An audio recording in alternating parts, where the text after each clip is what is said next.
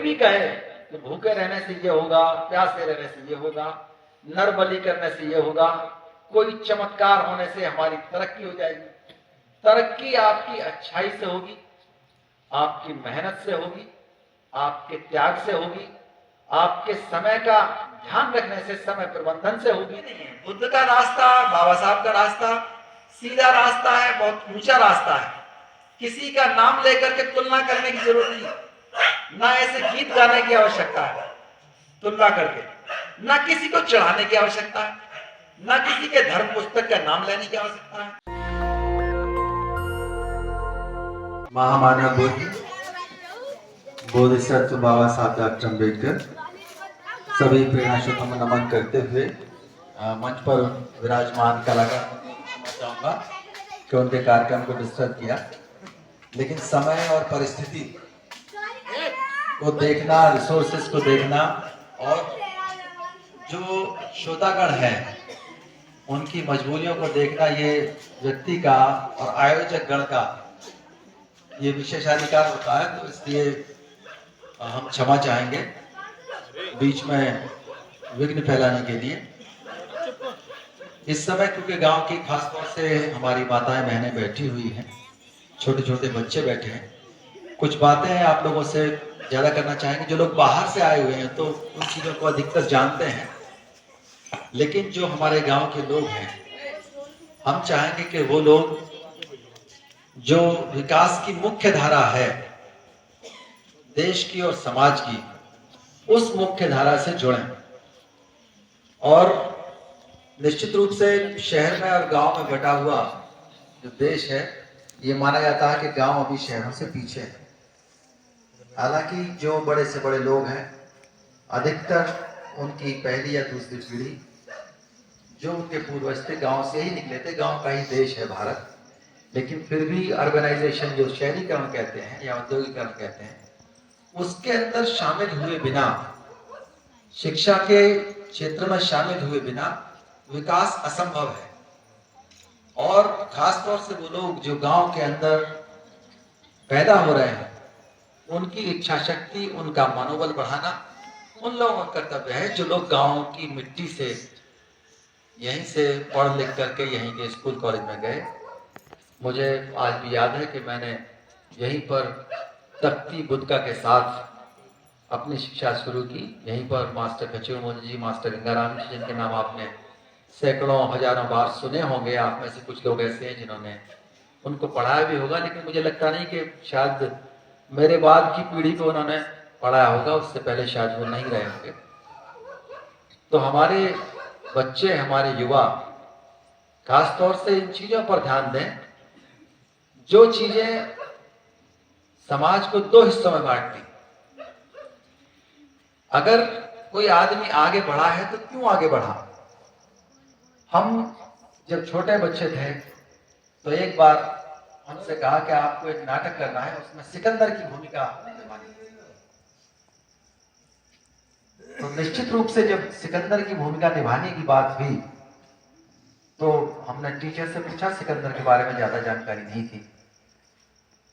तो लोगों ने बताया कि वो सिकंदर जो था विश्व विजेता था, उसने पूरी दुनिया को जीत लिया था लगभग, इसलिए उसको विश्व विजेता कहते हैं। तो हमारा सीना फक्र से चौड़ा हो गया कि हमको चुना है इन्होंने विश्व विजेता के लिए, तो हम अपने आप को क्यों ना जोड़े कि हम भी दुनिया के अंदर कोई ऐसा काम करेंगे कि दुनिया के अंदर हमारा नाम हो और हमारे माँ बाप, हमारे हमसे जुड़े हुए लोग सब हम पर गर्व करें। जब मैं स्कूल जाने लगा, यहाँ से मुरादाबाद चले गए पिताजी, तो एक कैलेंडर था घर में टंगा हुआ बाबा साहब डॉक्टर अम्बेडकर का, और उस कैलेंडर पर बाबा साहब की डिग्रियां लिखी हुई थी। Baba Saheb doctor B Ambedkar, MA, PhD, DSc, DLED, bar at law. मैंने पिताजी से पूछा, पिताजी इसमें सबसे बड़ी डिग्री कौन सी है? पिताजी ने बताया इसके अंदर सबसे बड़ी डिग्री है DLED। मैंने कहा कि पिताजी मैं भी DLED करूंगा। और उन्होंने कहां से की थी? उन्होंने Columbia University, London School of Economics विदेशों में जाकर की थी। तो उसी 5-6 साल का मैं बच्चा था, उसी समय मैंने कसम खाई थी कि मैं भी वहां जाकर के, ये डिग्री सबसे बड़ी डिग्री है, मैं भी डिग्री लूंगा। और एक दिन ऐसा आया कि मैंने दुनिया की सबसे बड़ी डिग्री डीलिट की उपाधि अर्जित की। और एक दिन ऐसा भी आया जहां बाबा साहब पढ़ते थे, उसके 100 साल बाद 2016 में लंदन स्कूल ऑफ इकोनॉमिक्स और ब्रिटिश की पार्लियामेंट में मैंने जाकर के स्पीच दी। मेरा और सपना था, पिताजी को देखते थे वर्दी पहने हुए, और जब देखते थे कि बिना वर्दी वाला आदमी और वर्दी वाले आदमी के साथ जो आम जनता का व्यवहार है वो दूसरा हो जाता है। अगर हम अच्छा काम कराना भी चाहते हैं, बड़ा होगा अम्बेडकरवाद से, ठीक है, तो कोई चमत्कार के चक्कर मत पड़ना। ये नहीं कि साहब हम कहीं जाएंगे और किसी का आशीर्वाद मिलेगा, किसी के पैर पकड़ेंगे तो हमें कुछ मिल जाएगा। पैर पकड़ने से नहीं मिलेगा, किससे मिलेगा? आसमान छू। आसमान छूने का मतलब क्या है? छत से मत कूद जाना, ठीक है। आसमान छूने का मतलब है ऊंचाइयां जाना, ऊंचाइयों पर जाना, उपलब्धियां करना। हाई स्कूल हो तो इंटर करो, इंटर हो तो बीए करो, बीए करो तो एमए करो, ठीक है। जब मैं पीएचडी करके आया तो मैंने सोचा अब तो बहुत बड़ी डिग्री आ गई मेरे पास। हमारे गुरुजी ने डांटा, बोले चलो पहले डीलिट का फॉर्म भर के आओ, तब आना, तब मिठाई लेके आना। तो हम पहले डीलिट का फॉर्म लेके आए, तब गुरुजी ने हमारे मिठाई खाई। डॉक्टर अनिल जी का शिष्य हूं मैं, बहुत बड़े वाइस चांसलर थे। और जब डीलिट कराए तो भी उन्होंने डांटा, बोले ये बताओ कि किताब कौन सी लिखी है। अब मैंने ये तो जिंदगी का धंधा हो गया, ये तो बहुत परेशान करेंगे जिंदगी भर। लेकिन वो परेशानी एक प्रेरणा थी। मैंने 30-35 किताबें लिखी, लगभग 20 उसमें छप चुकी, ठीक है। तो ये प्रेरणा मिलती है ना कि हमको ऊंचाइयां लेनी है, और वो उससे मेहनत होता है। जिंदगी में बहुत ऐसे पल आएंगे उतार चढ़ाव वाले। मेरा तबादला हो गया चुनाव में, और ये माना गया कि वो सबसे खराब पोस्टिंग है। वहां जाकर के मैंने तय किया कि मैं 5 साल में 5 किताबें लिखूंगा, लेकिन मैंने वहां ज्यादा किताबें लिखी, टारगेट से ज्यादा। और कुंभ के मेले में ड्यूटी लग गई तो वहां एक किताब बुद्धं गच्छामि वहां भी लिख डाली।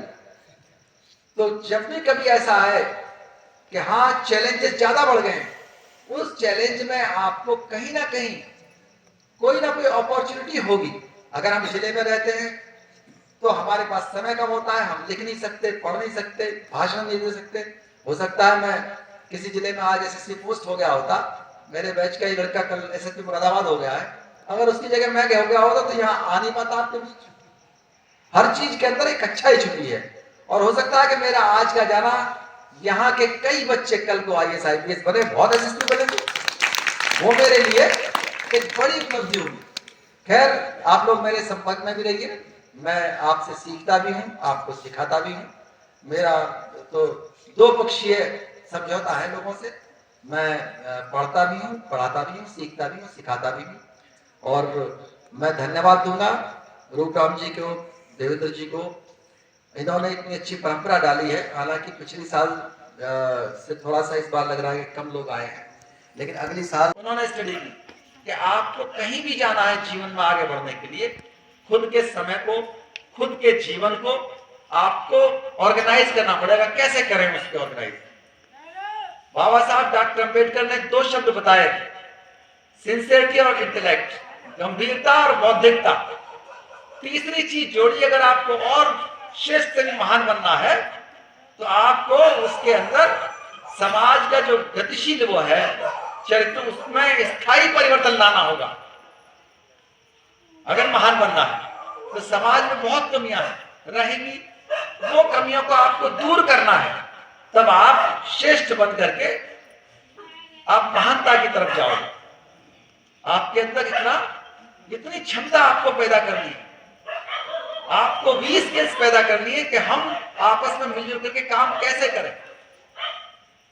20 स्किल्स का मतलब यह है कि बहुत सी चीजें हम ये जाने कि मेरे भाई को ये बुरा ना लग जाए, मेरे पड़ोसी को बुरा ना लग जाए, मेरे गांव वालों को बुरा ना लग जाए। अभी कई गाने चल रहे थे, उन गानों के अंदर अपना प्रचार तो कम चल रहा था, दूसरे की पुस्तकों के बारे में बात चल रही थी, दूसरे के देशों के बारे में बात चल रही थी। हमारा काम ये नहीं है। बुद्ध का रास्ता, बाबा साहब का रास्ता सीधा रास्ता है, बहुत ऊंचा रास्ता है। किसी का नाम लेकर के तुलना करने की जरूरत नहीं, ना ऐसे गीत गाने की आवश्यकता है तुलना करके, ना किसी को चढ़ाने की आवश्यकता है, ना किसी के धर्म पुस्तक का नाम लेने की आवश्यकता है, ना किसी के आइकॉन के नाम लेने की आवश्यकता है। क्योंकि अगर आप अपने जीवन में अपने पड़ोसी से लड़ते रह गए, अपने गांव वालों से लड़ते रह गए, तो आप दिल्ली नहीं पहुंच पाओगे। आपको अगर यूपीएससी पहुंचना है, आपको संसद पहुंचना है, आपको विदेश जाना है, बड़े बड़े काम करने हैं, ठीक है, तो आपको ये सब झगड़ों से हट करके किसी से अटकना नहीं है, अपनी भाषा ठीक करनी है। सम्राट अशोक के 2 शब्द याद रखना बच्चों, वाक संयम और आत्म परीक्षण। बोलो जरा क्या कहा मैंने? वाक संयम और दूसरा आत्म परीक्षण। अंग्रेजी में कहते हैं रिस्ट्रेंट ऑफ स्पीच। आत्म संयम, वाक संयम और आत्म परीक्षण कहते हैं सेल्फ एग्जामिनेशन। वाक संयम का मतलब है कि हम जो भी मुंह से निकालें उसमें संयम होना चाहिए, उसके अंदर संयम होना चाहिए। ऐसा ना हो कि हमारे मुंह से किसी की आलोचना हो जाए, किसी को गाली निकल जाए और हम उसमें अटक करके रह जाए, मुकदमा हो जाए हमारे। उन अंधविश्वासों पर जब आप चर्चा करेंगे, मैंने एक आईएएस को देखा, वो बच्चों को भूतों की कहानियां सुना रहे थे। मैंने उनको कहा, होम सेक्रेटरी थे, हमारे पिताजी और चाचा जी के मामा लगते थे, मैंने उनको कहा इनको आईएएस बनने की तरकीब बताओ ना कुछ, आप आईएएस बन के इतनी बड़ी जगह बैठे हो, इन्हें भूतों की कहानियां सुना करके क्यों भ्रमित कर रहे हो? भूतों की कहानियों से प्रेरणा नहीं मिलती। प्रेरणा मिलेगी कि वो आदमी आईएएस कैसे बना, आईपीएस कैसे बना, बड़ा आदमी कैसे बना। बड़ा आदमी बनने के लिए अंधविश्वास छोड़ने होंगे। बच्चों, अंधविश्वास छोड़ोगे? अंधविश्वास छोड़ना। कोई भी कहे कि भूखे रहने से ये होगा, प्यासे रहने से ये होगा, नर बलि करने से ये होगा, कोई चमत्कार होने से हमारी तरक्की हो जाएगी। तरक्की आपकी अच्छाई से होगी, आपकी मेहनत से होगी, आपके त्याग से होगी, आपके समय का ध्यान रखने से, समय प्रबंधन से होगी। परिवार के अंदर भगवान बुद्ध ने कहा कि 25% पैसा जमा करो भविष्य के लिए, और ये इतनी बड़ी धनराशि है कि अगर मजदूर भी 25% पैसा जमा करे, तो अभी जगन्नाथाचार्य जी से बात हो रही थी कि मजदूर की, वो कर्नल भाई साहब भी थे, तो मजदूर की अगली पीढ़ी मजदूर नहीं करने बनेगी। अगर 25% पैसा जमा कर दिया, सब लोग किसान या मजदूर जिस भी स्थिति में है, अगर उनको आगे बढ़ना है तो अपने पैसे का 25% बच्चों के भविष्य के लिए बचाना होगा। अच्छी से अच्छी शिक्षा देनी होगी। शिक्षा भी कैसी? शिक्षा ये नहीं कि कुछ भी पढ़ते रहो। ये सोचो कि अगर हमने विदेशों में जाके भाषण दिए तो काहे में दिए होंगे? बताओ बच्चों, कैसे में दिए होंगे? संस्कृत में दिए होंगे कि अंग्रेजी में दिए होंगे? अंग्रेजी में दिए होंगे ना? चलो, क्या नाम तुम्हारा? अंशु जान गई कि अंग्रेजी सीखी होगी, तो सब बच्चे कसम खाओ कि अंग्रेजी सीखेंगे। उंगली खड़ा करो। सब अंग्रेजी पढ़ोगे ना? शिक्षा जो अच्छी शिक्षा है वो अंग्रेजी के ऊपर आधारित है। शाबाश, उंगली नीचे करो।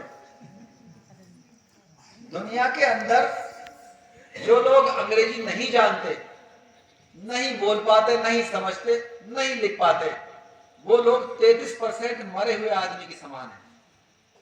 ठीक है, 33%।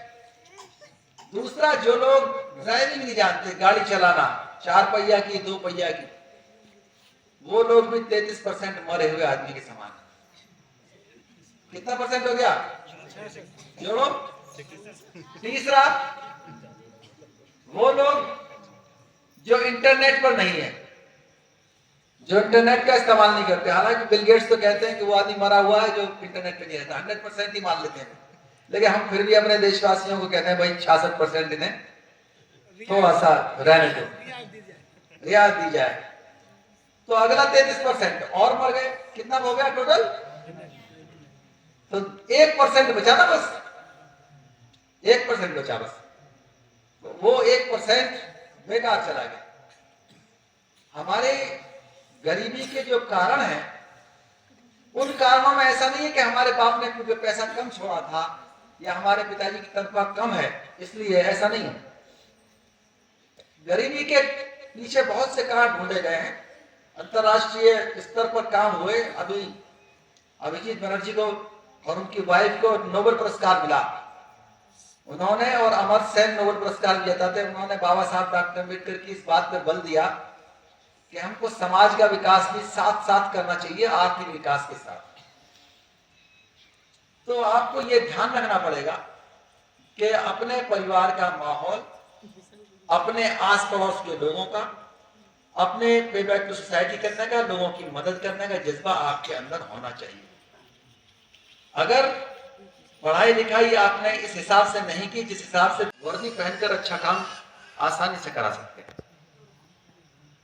हमारी भाषा में, हमारे व्यवहार में, हमारे चरित्र में एक अनुशासन आता है और एक अथॉरिटी उत्पन्न होती है। और वर्दी सबको अच्छी लगती है बच्चों? पुलिस की वर्दी अच्छी लगती है? पुलिस की वर्दी बहुत खूबसूरत वर्दी होती है, ट्यूनिक सूट, जिसमें खाकी रंग के ऊपर ब्लू टाई पहनते हैं। और वो वर्दी हमारे फादर ने जब पहनी थी तो मुझे बड़ा गर्व हुआ।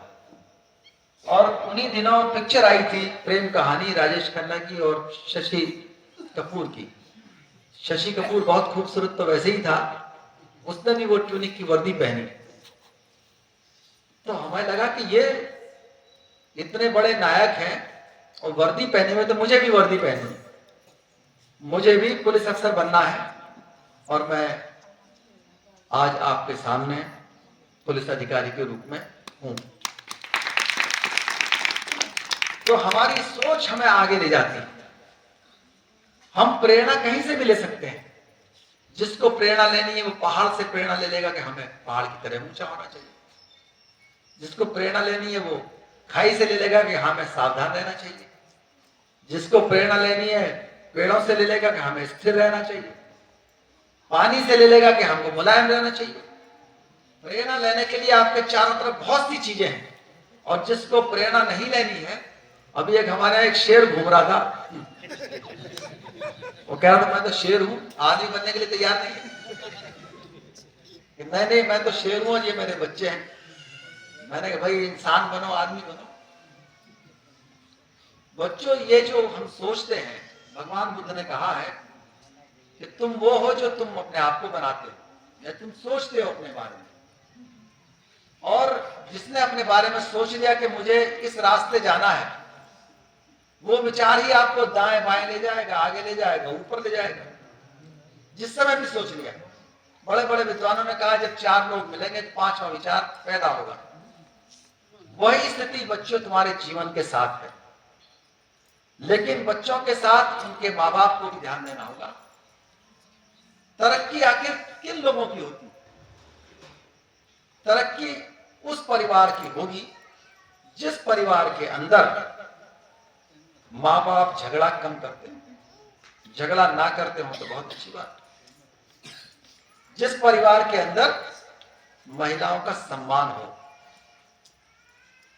जिस परिवार के अंदर माँ अपने बच्चों से पूछे कहां जा रहे हो, कहां नहीं जा रहे हो, क्या कर रहे हो, कब आओगे, कब जाओगे, इसका बुरा नहीं मानना चाहिए। क्योंकि एक अनुशासन है जो घर से चलता। दादा पूछ सकते हैं, दादी पूछ सकती है, सवाल दो। ये जिम्मेदारी का एहसास आज ही नहीं है। ये जब आप कलेक्टर, कप्तान, जज कुछ भी हो जाएंगे, कोई ना कोई आपके ऊपर रहेगा। प्रधानमंत्री के ऊपर भी राष्ट्रपति रहेगा, राष्ट्रपति का भी इम्पीचमेंट हो सकता है। तो हमारी जो जवाबदेही है, अकाउंटेबिलिटी, वो हमेशा रहती है। तो आपके परिवार को, आपके निर्माण के लिए पूरे परिवार का, पूरे गांव का, पूरे इलाके का उसको श्रेय जाता है। तो जो माँ बाप, जो लोग घर का माहौल ऐसा बनाते हैं कि उनके घर के बच्चे विकास कर सके, माहौल तब बनेगा जब आप अपने घर को झगड़े से, क्रोध से दूर रखें, नशे से दूर रखें, झूठ से दूर रखें।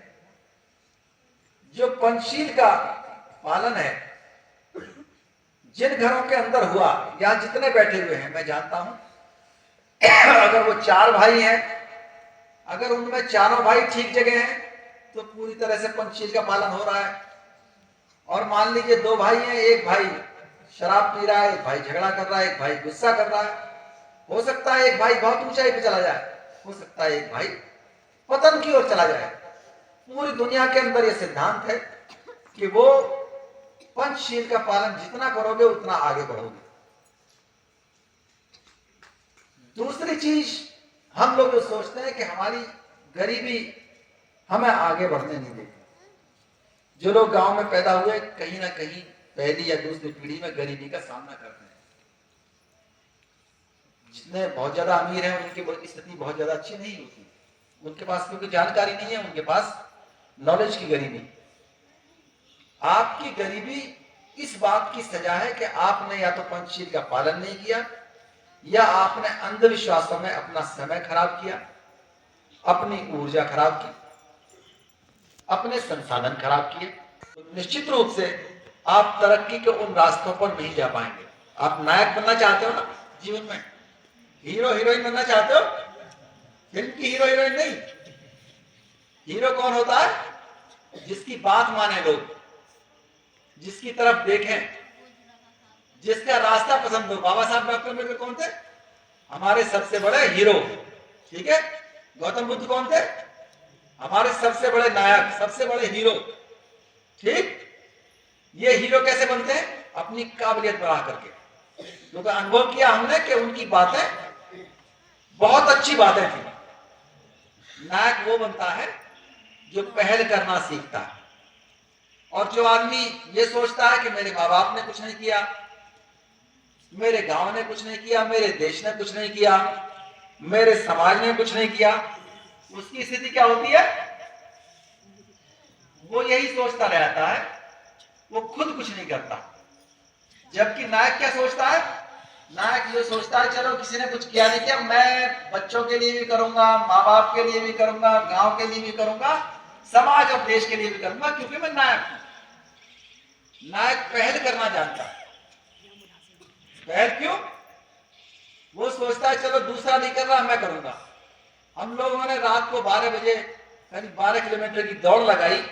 हम लोग ट्रेनिंग में लगभग 100 अधिकारी थे, हमारे साथ और भी विभागों के अधिकारी थे।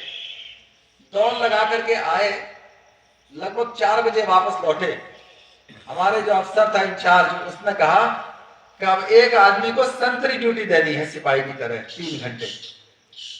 अब कौन देगा? क्योंकि वहां हाथी बहुत थे, पहाड़ों के बीच था हमारा। कौन आदमी है आप लोगों में से हाथ खड़ा करेगा जिसके अंदर जान बची हो, जो 3 घंटा राइफल लेकर के, रिवॉल्वर लेकर के खड़ा रहेगा? Doctor BP Ashok. अब मुझे मालूम था कि कौन कितना ताकतवर है इन 100 लोगों में से। हमने क्योंकि अपना जीवन कुछ पुलिस की वजह से और कुछ गांव में पैदा हुए, आपको भी श्रेय जाता है इस जन्मभूमि को भी कि मजबूत बहुत रहे। हमेशा यही सोचा कि हम किसी से कम क्यों हैं? हम सराय में पैदा हुए हैं भाई। क्यों? सराय में पैदा होना कोई छोटी मोटी बात है क्या? हम किसी से कमजोर हैं? हम किसी से कमजोर नहीं है। हम किसी से दिमाग से कमजोर नहीं है। हम उनसे भी अच्छी अंग्रेजी बोल सकते हैं, उनसे अच्छा हम शरीर में ताकत है। तो हमने क्या कहा, कोई करे ना करे, हम संतरी ड्यूटी देंगे। 4 बजे से 7 बजे तक खड़े खड़े, बैठते बैठते हमने वो ड्यूटी पूरी की। जब ये चैलेंज आ जाए लाइफ में कि हाँ कौन करेगा, तो हम पहल करेंगे। नायक कौन होता है?